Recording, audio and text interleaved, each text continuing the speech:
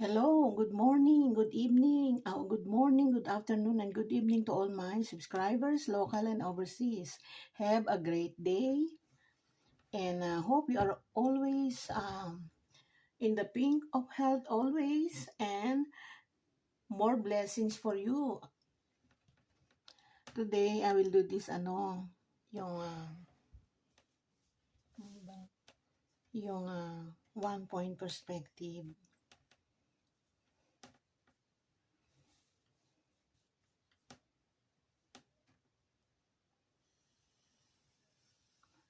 Ano lang to ha, guys,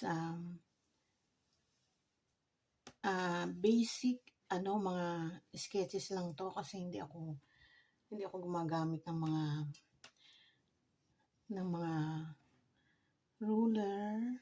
Okay, pasensya na hindi na tayo nakakaguhit ng straight line.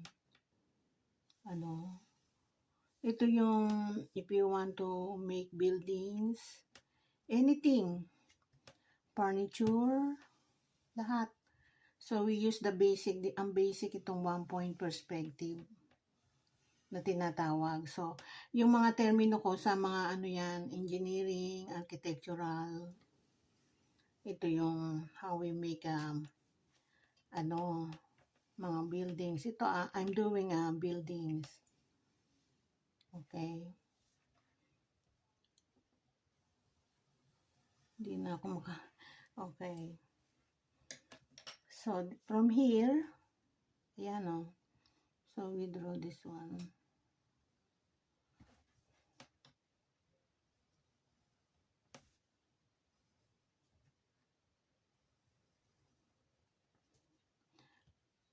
Ito, I'm doing a manual basic drawing. Pero ito, pwede nang gawin sa sa CAD, computer aided drafting sa computer.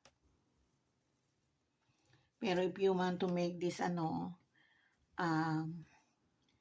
yung manual, you can do this. This is only a basic. There, okay. So, susundin nyo lang yung mga lines niyan, ito katulad nito. Lagyan natin dyan. Ito katulad nito. Oh. May mga windows.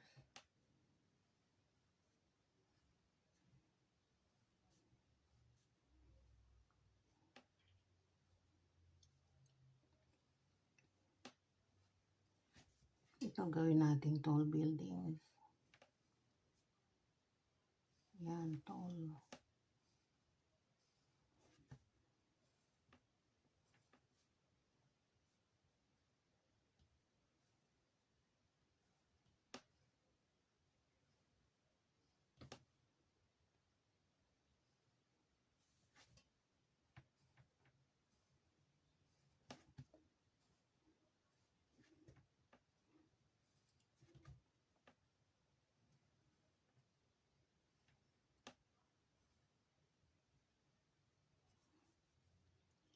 So, from here, you can put some tall trees, mga ganyan, accessories na lang yan.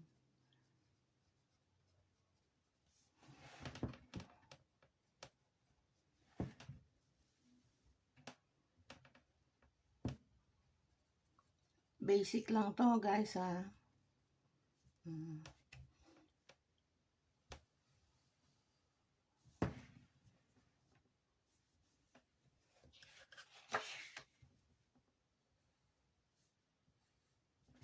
So, if you want to do some more here,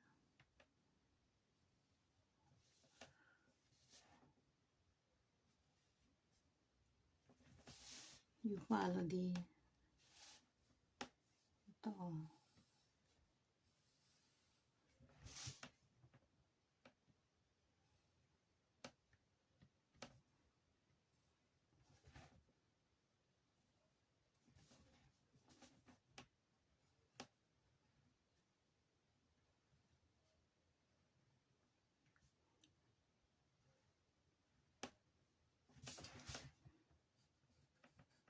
And then, from here,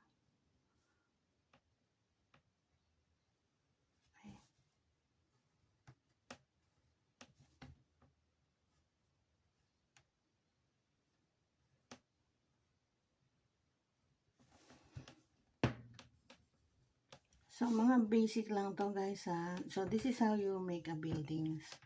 Use, there are different kinds of perspective, 2-point, 3-point. But I'm only doing the 1-point. This is the easiest and basic. So, ito mga buildings, establishment, apartments, condo.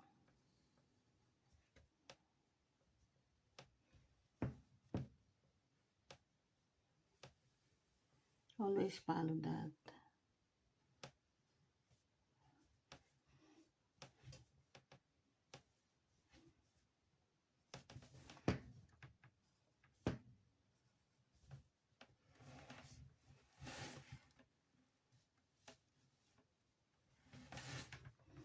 So, lagyan natin ng bangketa. Ayan o, yan ang bangketa.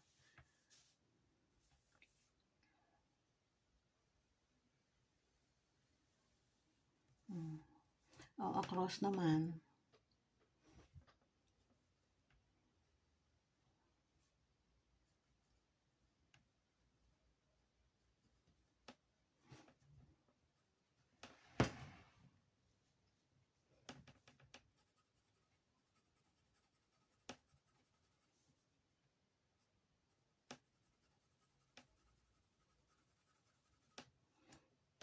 So, across.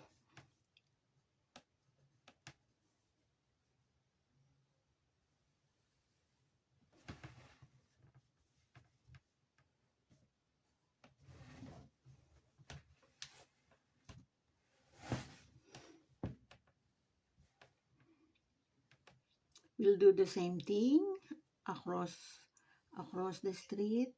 May mga establishment din. No? So, this is the dead end street. And then, so this becomes an extra space. Yan, hindi pa yan bangketa, no?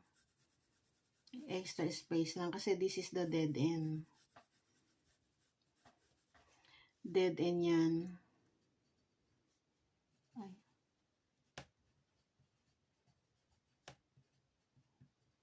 Dead end ng building. So, now we'll do again. Oh.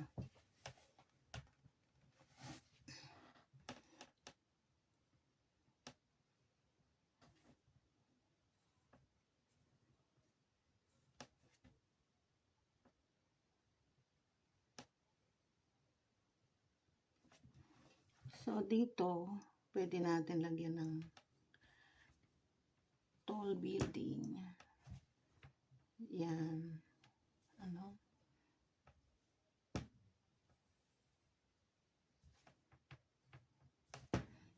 So, ito yung there, no?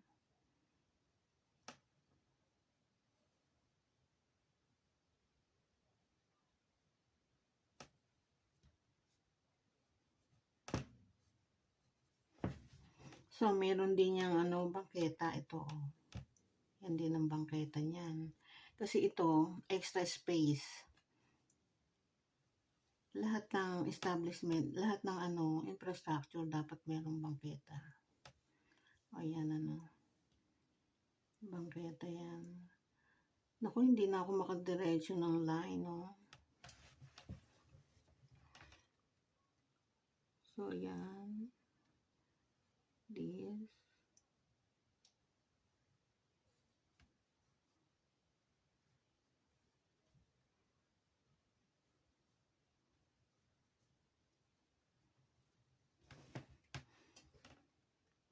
So, mga establishment yan. Hindi na ako makaano. Basic lang to guys ha. Next time I will show you how to do in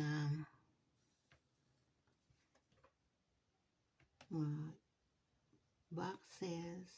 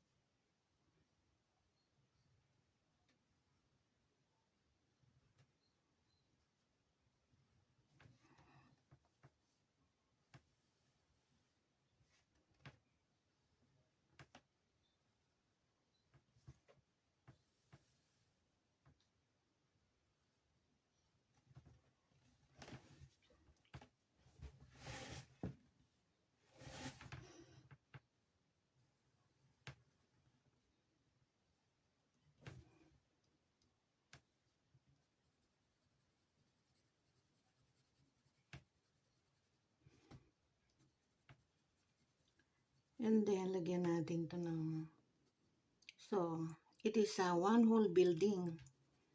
Kaya isa lang ang design. So, this is the street, the road.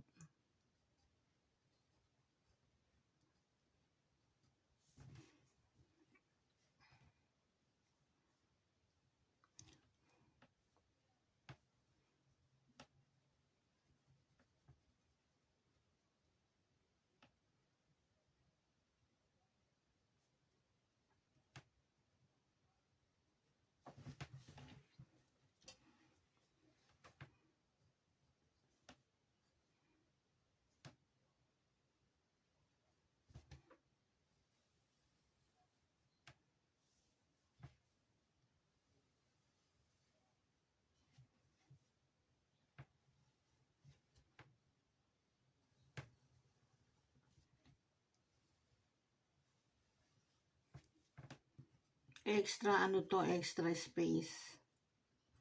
Hindi ito bangketa, no? Ito ang bangketa. Ito, this one. And this one. So, yan.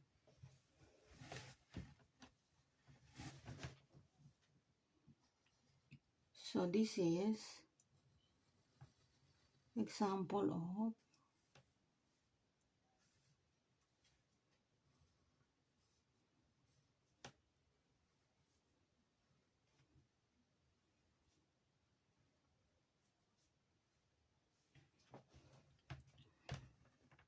so, dyan, pwedeng maglagay ng mga windows, ano, mga windows yan.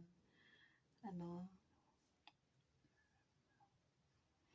Ngayon, kung gusto nyo pa ng tall building like this, so, yan, pwede maglagay tayo ng anak. Oh, ang kamay ko.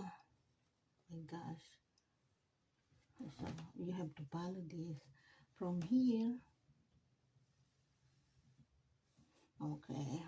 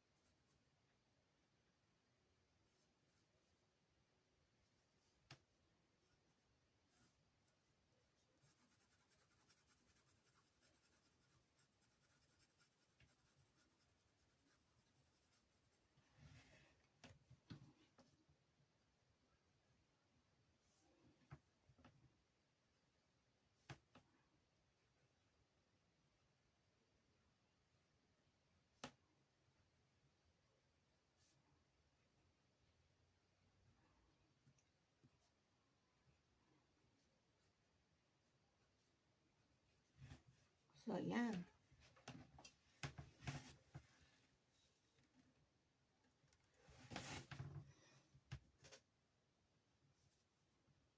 Ito ang bangketa. Okay. So, I hope you like and enjoy watching this. This is called the one-point perspective in architecture.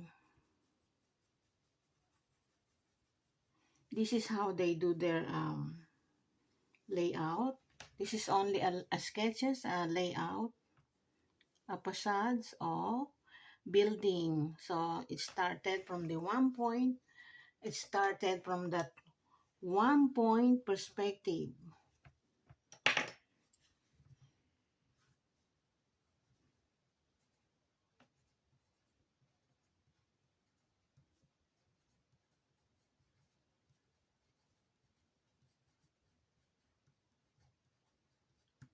Yeah, this is how you draw a building. Just follow the one-point perspective na yan. Draw a different kinds of line. Yeah, like this. So, I hope you enjoy watching this and I hope you learn a little of something. Okay, because I am only giving you the basic the basic of everything.